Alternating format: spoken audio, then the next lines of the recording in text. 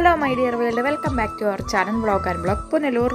ഇന്ന് സൺഡേ അല്ലേ, ബ്രേക്ക്ഫാസ്റ്റ് തൊട്ടേ റിച്ച് ആവട്ടെ എന്ന് കരുതി ഒറോട്ടിയും ചിക്കൻ കറിയും. ഒറോട്ടി എന്ന് പറയുന്നത് അരിപ്പത്തിരിയല്ല, അരിപ്പൊടി വെച്ചിട്ടുണ്ടാക്കുന്നതാണ്. നമ്മുടെ ഇടിയപ്പവും അരിപ്പത്തിരിയും ഒക്കെ ഉണ്ടാക്കുന്ന അതേ ഇടിയപ്പം മാവ്, വറുത്ത പച്ചരി മാവ്.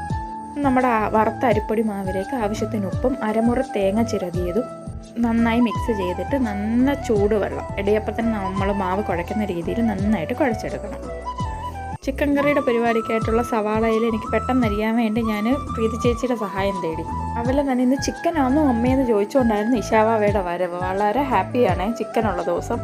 ആഹാരം കഴിക്കാനും കൊടുക്കാനും ഒന്നും ഒരു പാടുമില്ല, ആൾ തന്നെ കഴിച്ചോളൂ, വിശക്കുന്നു പറഞ്ഞുകൊണ്ട് വന്ന് ഇടയ്ക്കിടയ്ക്ക് വാങ്ങിച്ച് കഴിക്കുകയും ചെയ്യും.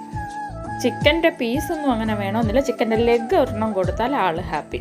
ചിക്കൻ്റെ എല്ലാം നമ്മൾ അടുപ്പിലോട്ടാക്കി വെച്ചിട്ട് നമ്മൾ വീണ്ടും നമ്മുടെ ഒറോട്ടിയുടെ പരിപാടിയിലോട്ട് വന്നു. അങ്ങനെ നമ്മൾ കുഴച്ച് വെച്ച മാവിൽ നിന്ന് ചപ്പാത്തിയുടെ ബോളിനെക്കാട്ടിലും കുറച്ചുകൂടെ വലിയ ബോളാക്കി നമ്മൾ ഉരുട്ടിയെടുക്കണം. വെളിച്ചെണ്ണയാണ് നമ്മൾ തൊടാൻ ഉപയോഗിക്കുന്നത്. ട്രഡീഷണലായിട്ട് ഇത് ചെയ്യുവാണെങ്കിൽ ഇത് റൗണ്ടായിട്ട് നമ്മൾ ഷേപ്പിന് ബോൾ എടുത്തിട്ട് കൈകൊണ്ടാണ് ഇത് പരത്തി റൗണ്ട് ഷേപ്പിനാക്കിയിട്ട് മൺചട്ടിയിലാണ് നമ്മളിത് ചുട്ടെടുക്കുന്നത്, രണ്ട് സൈഡും വേവിച്ചെടുക്കുന്നത്. ഇതിപ്പോൾ എളുപ്പപ്പണിക്ക് ഞാൻ പ്രസ് ചെയ്തിട്ട് ഇത് നമ്മുടെ ചപ്പാത്തിയോ ദോശയൊക്കെ ചുടുന്ന കല്ലിനകത്ത് വെച്ചിട്ടാണ് ഞാൻ ചുട്ടെടുത്തത്. ഒറോട്ടിയൊക്കെ ചുടുന്ന ഒരു ചട്ടി എനിക്ക് ഉണ്ടായിരുന്നു, പക്ഷെ അതെൻ്റെ കയ്യിൽ നിന്ന് ഉടഞ്ഞു പോയി. പിന്നീട് അതുപോലെ ഒരെണ്ണം കണ്ടതുമില്ല വാങ്ങിക്കാൻ. അപ്പം ഞാൻ ഈ ചപ്പാത്തി ചുടുന്ന തവയിലോട്ട് വെച്ചിട്ടാണ് ഉണ്ടാക്കിയെടുക്കുന്നത്. അങ്ങനെ പെട്ടെന്ന് ഒരു അടുപ്പിൽ ഒറോട്ടിയും ചുട്ട് ഒരടുപ്പിൽ നല്ല ചിക്കൻ കറി റെഡിയായി.